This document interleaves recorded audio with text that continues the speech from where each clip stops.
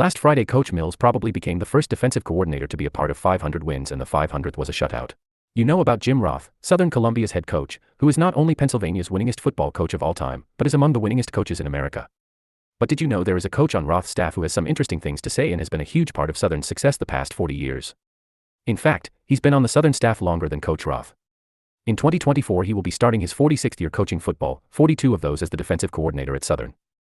His name is Andy Mills, and he was more than willing to give an hour of his time in the summer, although he did not know why in the world PFN wanted to interview him. You would be hard-pressed to find someone who has been a defensive coordinator in high school football for 40-plus years. Mills is the man when it comes to defensive schemes and getting the most out of his defensive players at Southern, and to focus on the task at hand on game day. Coach Mills was elected into the District 4 Football Coaches Hall of Fame this past summer. We began our conversation by talking about the Tigers gearing up for the 2024 football season, and that the coaching staff always encourages the kids to play other sports because developing other muscles and things like hand-eye coordination actually help them come time for football season. Andy Mills has been married to his wife, Kimberly, since December 26, 1982. They have one daughter, Adele.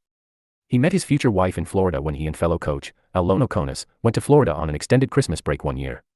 Mills was a history teacher at Southern Columbia.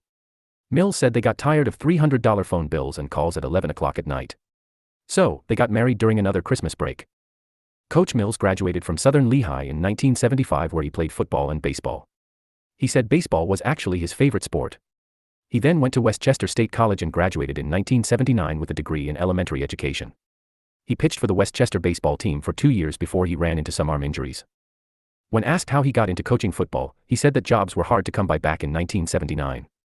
I found out about an opening at Southern Columbia and applied and got interviewed, and they needed a varsity baseball coach. They also told me they really needed help coaching football and asked if I'd be willing to do that.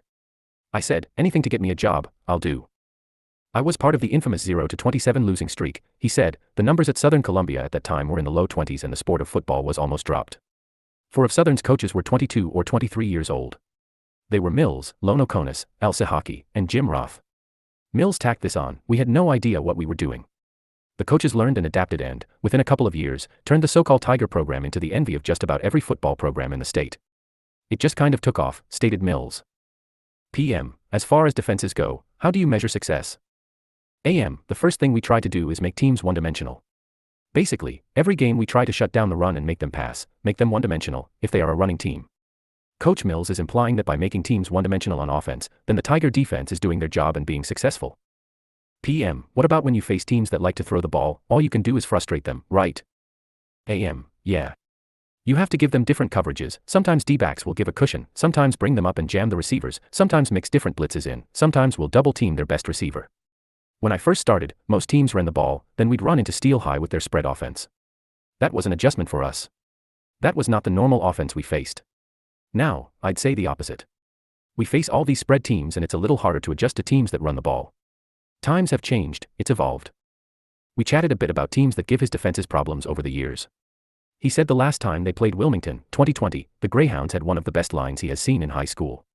He also said, last year against Westinghouse they had a pretty good scheme with the QB faking the handoff behind the pulling backside guard and tackle and then running up the middle behind a 300-pound guy. He added that he thought in 2022 Westinghouse had more talent athletically than Southern Columbia. He thinks the coaches at Westinghouse are doing a great job and gave them a lot of credit in planning for the Tigers, especially last year, 2023. PM, as the defensive coordinator, what is the most important thing your players need to learn? AM, right now, what we stress, especially in practice, is assignments. You get teams who run all these formations. Bald Eagle was a pain last year. They ran formations, but they also ran all these different motions. They were a pain. So, the biggest thing we stress is whatever defense is called, to make sure they know what their assignment is. PM, you have said that the 2019 defense may have been your best. Is there another unit from another season that stands out for any reason? AM, I thought last year we had a pretty good defense minus the MT Carmel regular season game where it seemed like we just didn't show up. We had Garrett Garcia and Dom Fedorov inside, and we could do things with our front and not blitz that much. Also, I forget the year, but we had a front that included Mike Fox and Brad Sonez. That front sticks out in my mind. A player who sticks out in my mind is a defensive end. His name is Kirk Pfeiffer. He was about 160 pounds and nobody could block him. I remember playing Rochester and they had this tackle who weighed about 325 pounds. Pfeiffer just ran by him the whole game. He also talked about Julian Fleming and Cal Halliday. You could put Fleming on the other team's best receiver and not worry about that the whole game. Halliday was so fast at reading things. He was top-notch. He really was. PM, last year, the defense allows 42 points against Mount Carmel and only a month later you shut them out. How does that happen in high school football? AM, well, when we played them the first time, we didn't have Isaac Carter. We got him back in the playoffs and we kept moving Isaac all over the line. The other thing that helped, and Jim Roth will laugh when I say this, but Jim had some time on his hands to watch the MT Carmel game we lost over and over again because he was serving that suspension from the Wyoming game. He was really, and I was too, he was really able to dissect how poorly we played. MT Carmel, though, has been one of the best teams in the state the last couple of years. Unfortunately for them, they ran into us the second time when we played very well. They could have easily been state champs. They were that good. PM, what motivates you to keep coaching? AM, what motivates me? I don't know. I guess it's in my blood. I enjoy joking around with the kids every now and then. In football you want to try to spend the right way to go about doing things. I think the other thing that motivates me a little bit is when you see players who have graduated and come back and you see they've made something of themselves. Plus, I don't know what else I'd do with my time. PM, so, you see yourself coaching a few more years? AM, I've been doing it so long. I don't know. I'm on a year-to-year plan. Naturally, I'd like to go as long as I can. As long as I'm healthy and as long as the mind is sharp. I don't have a set number of years. It's harder every year, but our staff is great. We all get along. We each know what the other's role is.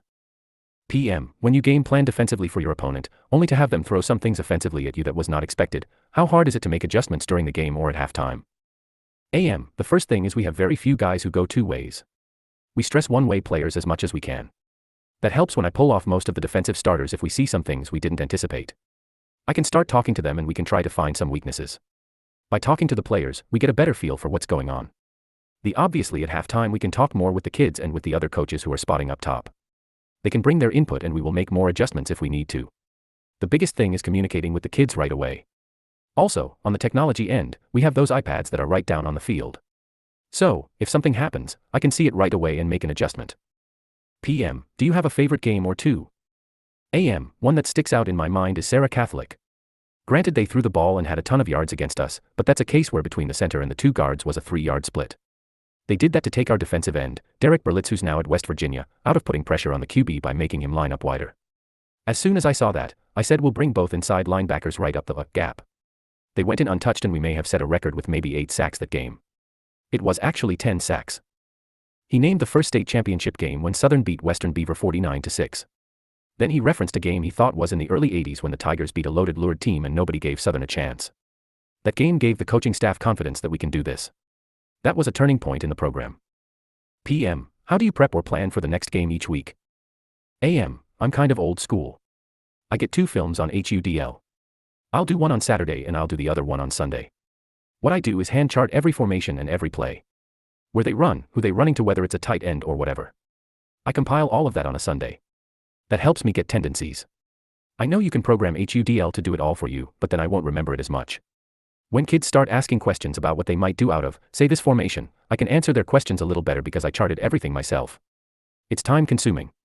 It really is. If we have a Saturday game, then I've got to do everything on Sunday if we have a Friday game coming up. PM, what is working with Coach Roth like? AM, we get along great. He's got this dry sense of humor. When he interacts with the kids, sometimes he comes across as serious, but he's not. Part of the reason for his success is his organization. He has everything thought out to the minute detail as far as what we're doing, who's playing, etc. He is very consistent with how he treats players. He, the player, could be Julian Fleming or player number 50 out of 50 players and he'll treat you the same. His organization, his consistency, how he interacts with the kids, and also the coaches. He lets the coaches coach. He'll offer suggestions, but he doesn't interfere with, say, running back or offensive line drills. I think the coaches appreciate that.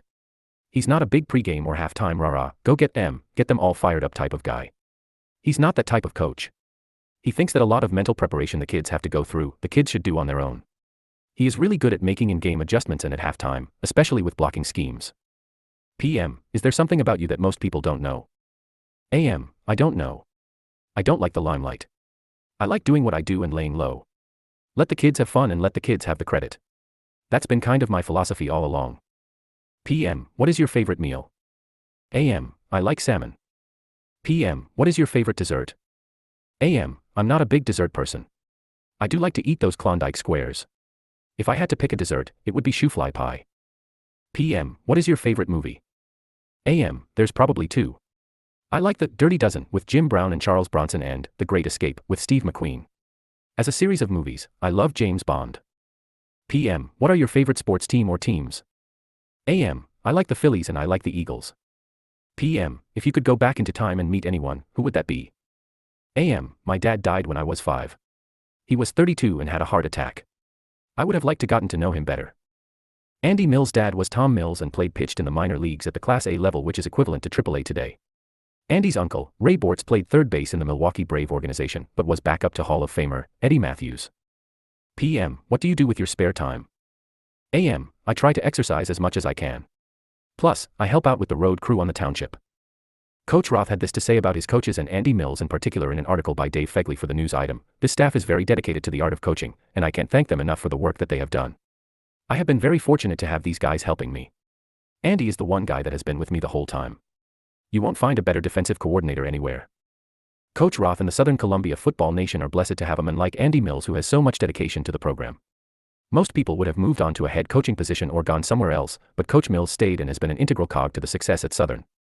Follow Phil Myers on Twitter at ProTime_PFN. Follow PA Football News on Twitter at PaFootballNews.